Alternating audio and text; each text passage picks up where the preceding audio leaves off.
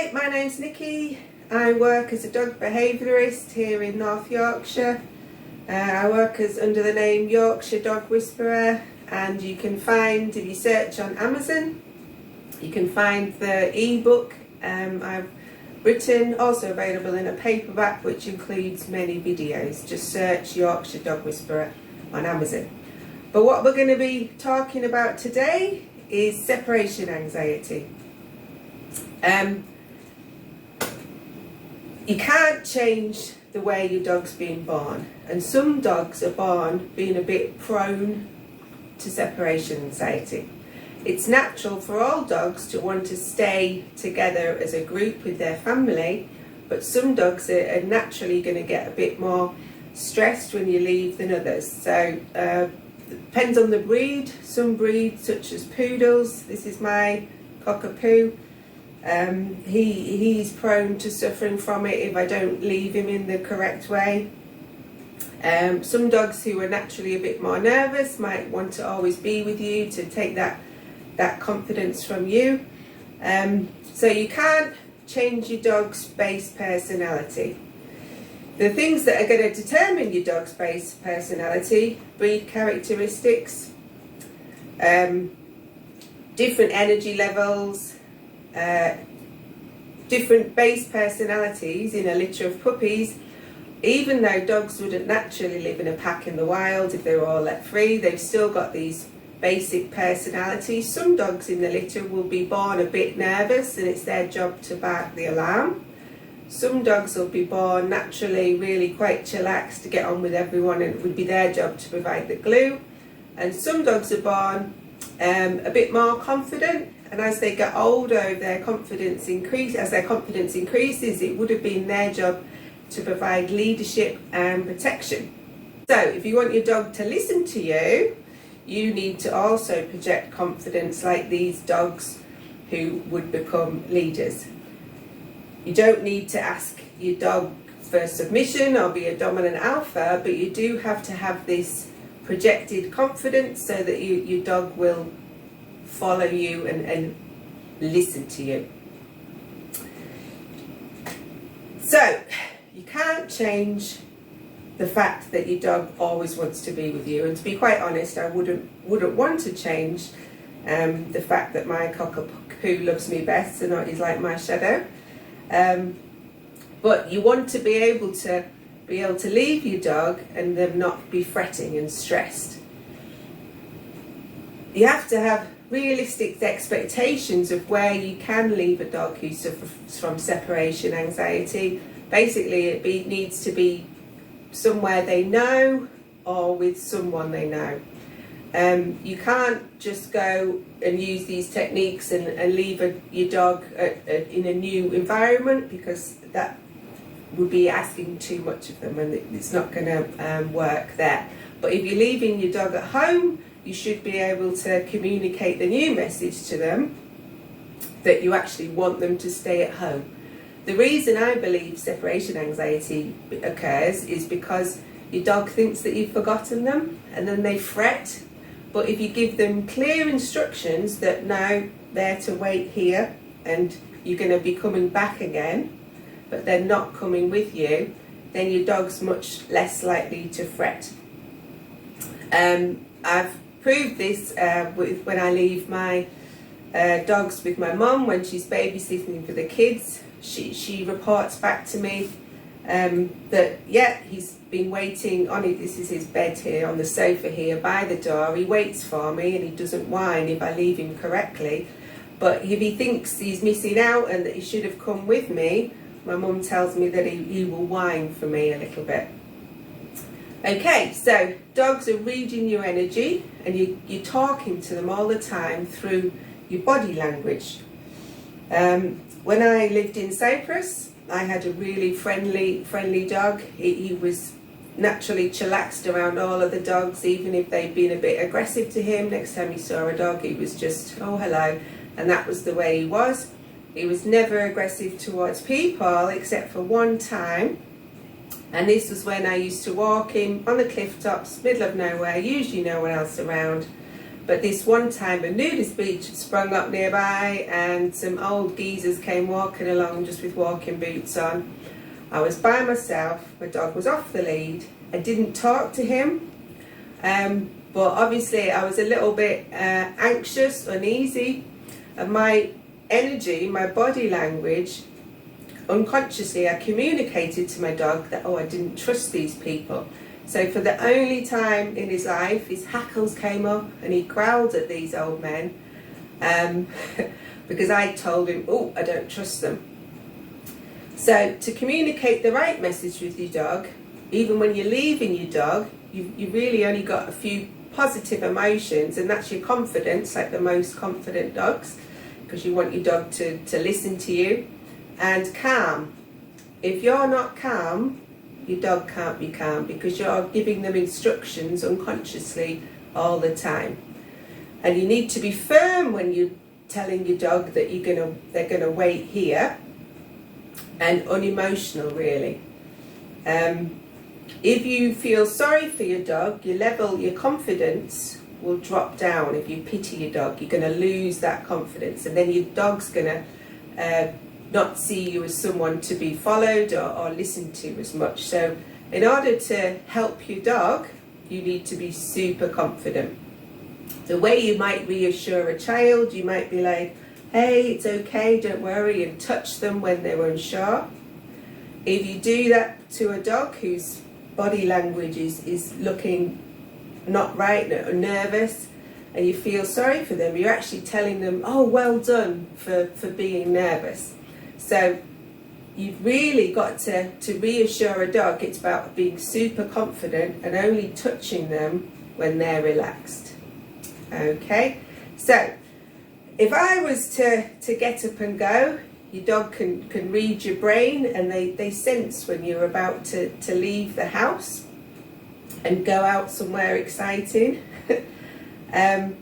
If you don't say anything, so let's just try now. Oh, I'm going to go out. I'm going to get my boots on. If you don't say anything to your dog, they're going to think they're going to come with you. And then if you don't say anything and they get excited, and they're going to be a bit stressed when you leave without them, and they might suffer from separation anxiety. Oh, they're going out. Am I going out? Because they always want to be with you, they're going to fret if they think you've forgotten about them. So I'm just going to leave now without doing anything.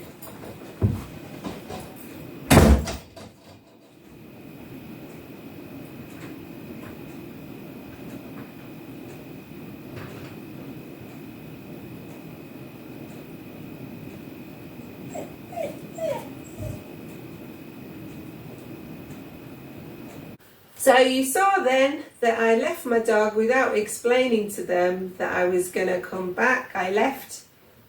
Caesar's ears were pricked up a little bit. He was alert. He whined a little bit when I went, and he was waiting right at the door. Basically, he thought I'd forgotten him. So in our human eyes, it might be a very small distinction about when you're leaving to tell your dog that they're going to stay here. But in your dog's eyes, that's what's going to really help them stop suffering from separation anxiety, because your dog can read what you're thinking. If you're thinking your dog's going to miss you, and you're feeling sorry for them, and you're thinking they're not going to settle well, then they're probably not going to settle well. If you're thinking when you leave them, you stay here, you're not coming with me, you're going to be fine, and you're just going to give one firm command, a wait, and as soon as you start to get ready, you're gonna, if you see your dog getting excited with you, you're just going to say no, you're going to stay here. So your intention's behind your words as well. So, but you've got to believe in what you're saying, because your dog's sensing what you're thinking as well. So I'm going to show you how to teach your dog to wait. This is the command we're going to give when we leave. It's important that your dog knows you're coming back to them. So that's why that when you're teaching a wait, you always go back to your dog and you don't call them out of the wait. So What you're going to do, you're going to start just really small from a metre away. Hold your hand out, wait. Take one step back. And we're going to start again there. Wait. You don't get the treat if the dog's moved. They only get the wait, wait. They only get the treat if all four paws and the bottom stay on the floor. Okay, then you go back to them. And then you can build up the distance. Wait.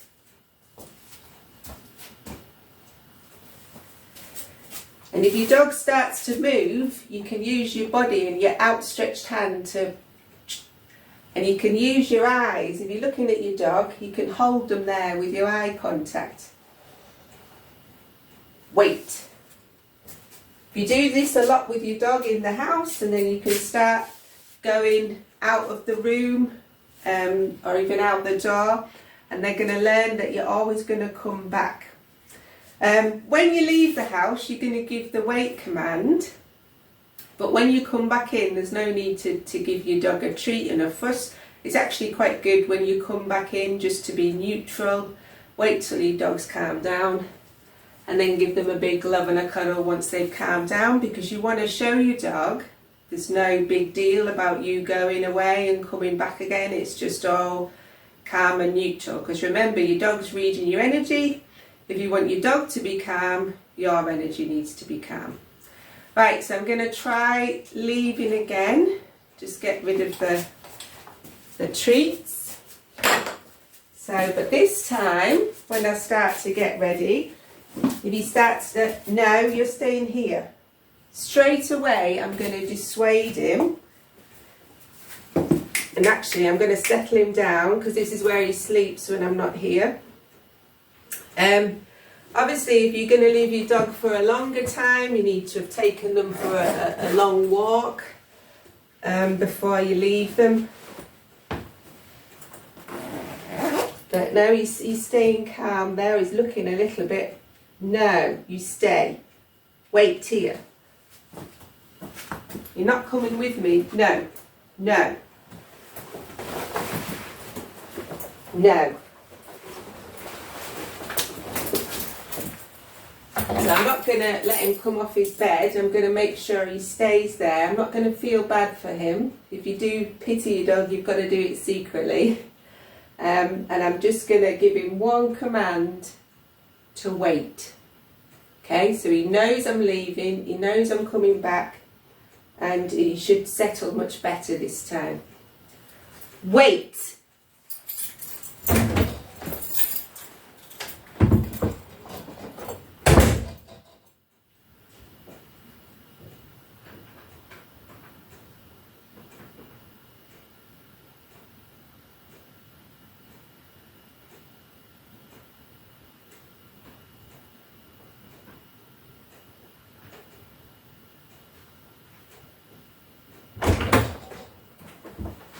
And when I come back in, just not make a big deal about, but he stayed calm.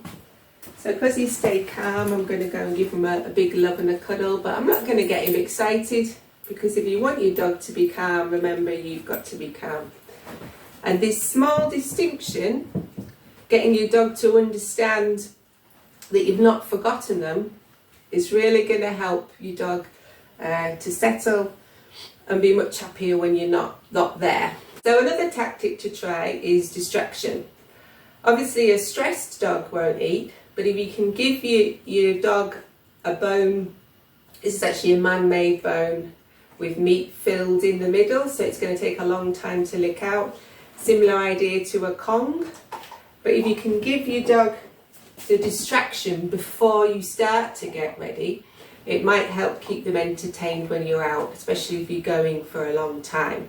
So you give the distraction and then go through getting ready to go. Obviously, if your dog starts to focus on you again, you're just going to use the same technique. And when you do leave, again, even though they're distracted, you're still going to tell them, wait. Brilliant. Okay, so that's basically it, how to help your dog not suffer from separation anxiety. It's also a good idea when your dog's a puppy to leave them go in and out of the room or out the door and leave, and not to say anything. And then if you do this right from day one when the dog's a puppy, you might not have to do all the weight training. They might just get used to the fact that you're going to leave and come back. And but if you take your puppy everywhere with you, they're going to get used to always being with you. So training starts from day one. You get your puppy at 8 weeks old. You need to, from the very start, be leaving them for short periods so they get used to it, and it's much easier to prevent separation anxiety. But as I say, some dogs are just going to be more prone to it. But if you give them the right instructions, they should be not happy. They're always going to miss you, but they shouldn't get stressed, at least when you leave them. And my book, Communicate a Message, Transform Behaviour by the Yorkshire Dog Whisperer, is available on Amazon, and I cover lots of other areas of behaviour, including anxiety, aggression, dogs who are reactive on the lead, travelling, lots and lots of things. Okay, thank you for watching.